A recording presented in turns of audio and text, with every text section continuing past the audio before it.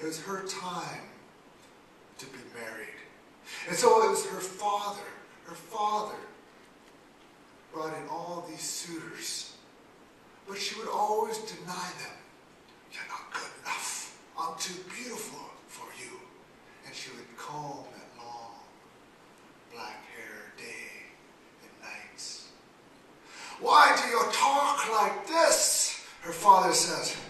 We need help with the house. We need help to get the food and to hunt. Why do you talk like this? The next one who comes, you're going to marry him.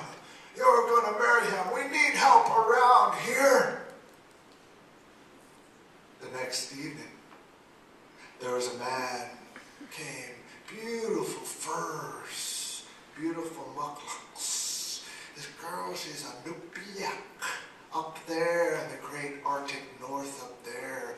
And they had the beautiful furs. But he had the hood over his face.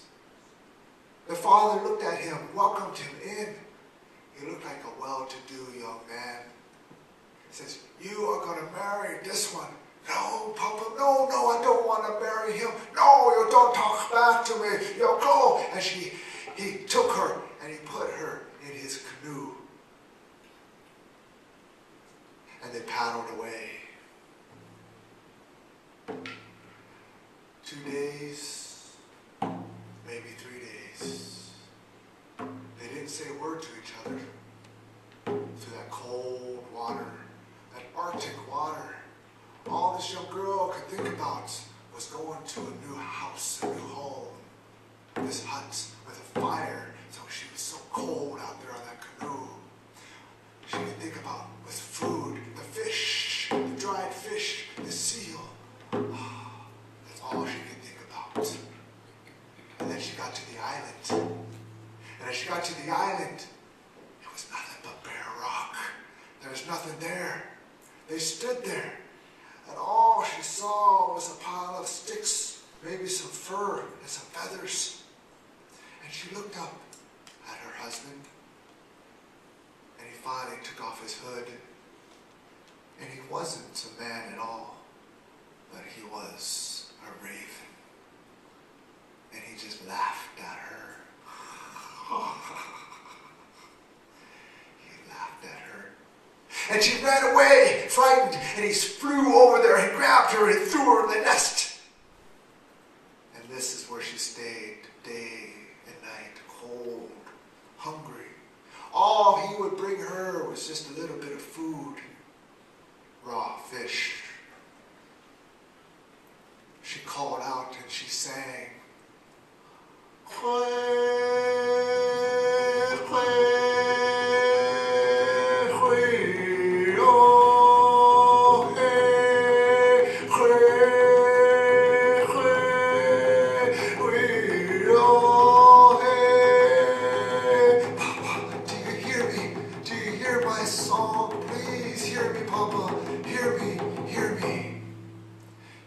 Out there in the cold Arctic tundra and across the ocean, sound carries a long way. And her father was out there hunting, and he heard the voice, the song. My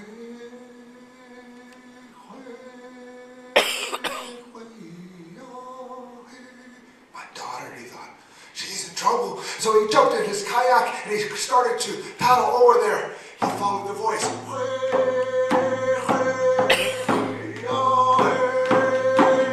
2 days, maybe 3, he paddled over there. There he was. He was at the island, and he saw his daughter sitting there on the rocks. He went up there, daughter, what are you doing? Oh, Papa, it's so good to see you. Take me away from here. Take me away from here. That is not a man after all. That is a raven. He's gone away. Let's go now before he comes back.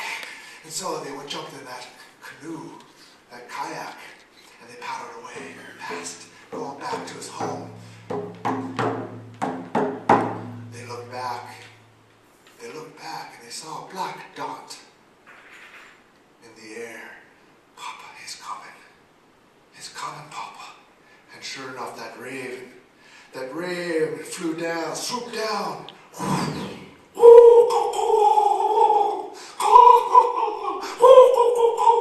And swooped down, and he each time he swooped down, the waves would start to come up. Soon that kayak was bouncing around there in the water. The father became frightened. "You want your precious wife," he says. "Here, take her, but don't hurt me." All he could think about was himself. So he took his daughter and he threw her into the water, in that cold, freezing water. Oh, she started to get numb from the cold. And says, "Papa, why are you doing this? Papa, why are you doing this?" And he grabbed the side of the kayak there and he was hanging on. "Oh, Papa, don't do this. Don't do this." Oh, and his father was afraid. And so he grabbed a knife and he started to cut the fingers of those frozen hands, knuckle by knuckle.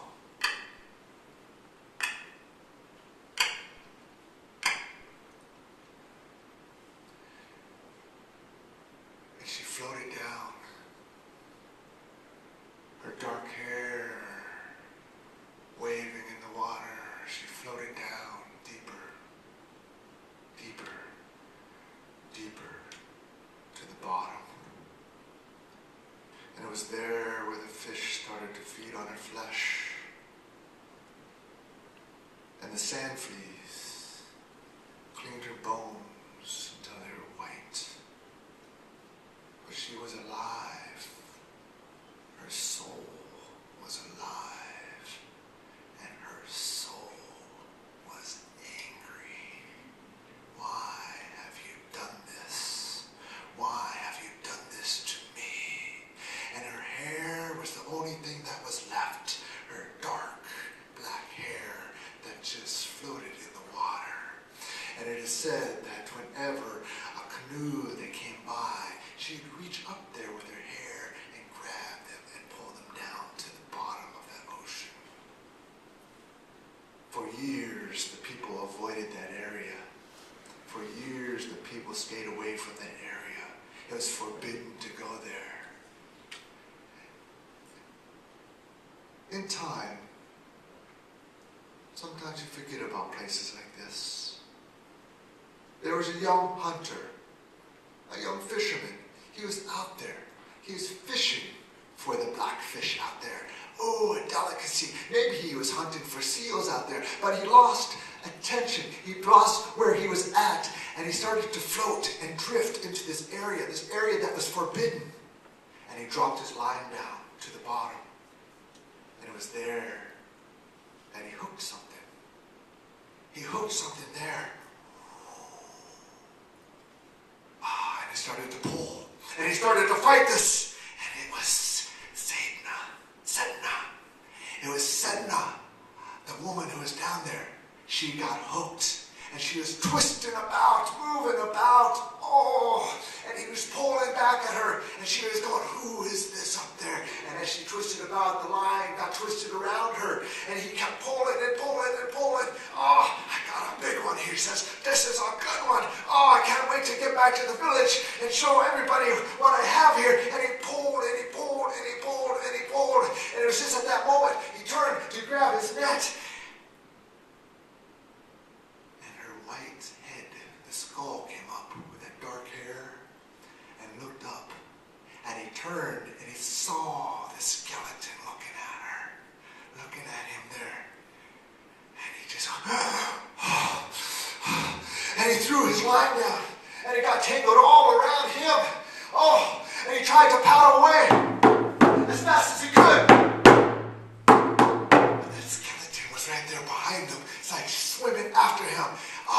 And he drug her. He made it to the shore, back to the shore, and he'd just run. He'd run across the tundra, and there she was, following him along. Oh, and she was looking at him. And along the way, she would grab a little bit of dried fish by the house and eat that.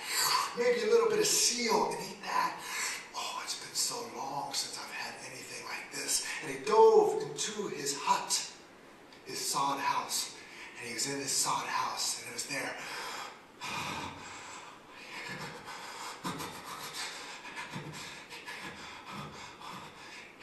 He could help himself, and he grabbed a match, some light, some fire, some flint, and he started a fire there in the oil lamp. And he looked around. Sitting there against the wall, Sedna, the skeleton woman, was sitting there,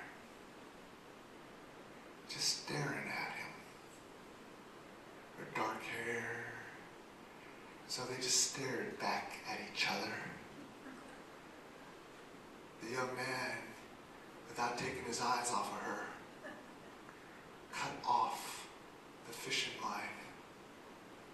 And he went over there and started to cut the fishing line off of her carefully. And she just kept looking at him. That skeleton woman there. And for some reason, he took a blanket and he covered her with that blanket. And for some reason, he took a brush, a comb, and started to comb and brush her long, dark hair until it was smooth again. And then he just sat there. And he laid back and he fell asleep. And Sedna looked at him. That skeleton woman looked at him. And it's interesting, in our sleeps, when dreams come, you never know what they may be sometimes. But this young man was dreaming, and a tear came down, and Sedna saw this. So she walks over there, reaches, and grabs that tear, puts it in her mouth.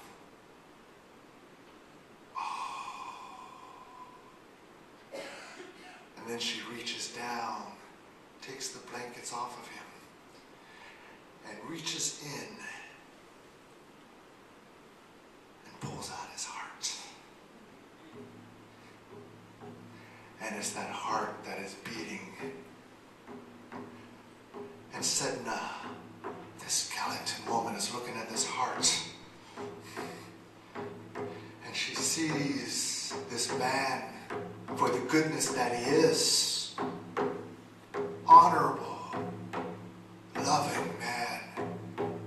This is something she has never felt in her whole life. And she wants this more than anything. She wants this warmth that she hasn't felt in so long. She wants the touch of another person.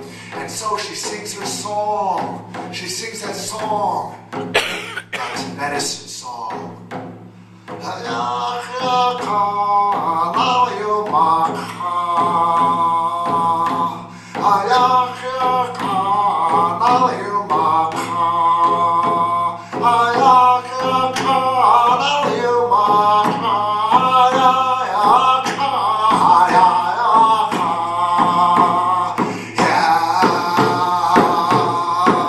And as she's singing, flesh starts to grow on her bones. Her spirit is coming back to her life again. That soul, that spirit. And she takes the heart and she puts it back into the chest of this man. And she takes her arms and wraps them around him. For the first time, she felt the warmth of a man, the love of a man. For the first time, she felt warm in a long time. What is this? The man says. Oh my God. And he looks at her. He's going, who are you? Who are you? And she sits up. And he noticed her. Her eyes were dark. And they looked at each other. And they embraced. And they kissed. They packed up their things, took their hut, and moved it away from the village. It is said that she is still there, alive up there in the great north. And if you need medicine, she will help you. But if you are out there and you don't have that good spirit, you're out there fishing, they said that she would still reach up and grab you, pull you down. That skeleton woman who is alive now, Sedna. You see, my grandma would tell us these stories because she'd go, yo, kids, yo, get away from the water there. 'Cause Sedna's gonna get you.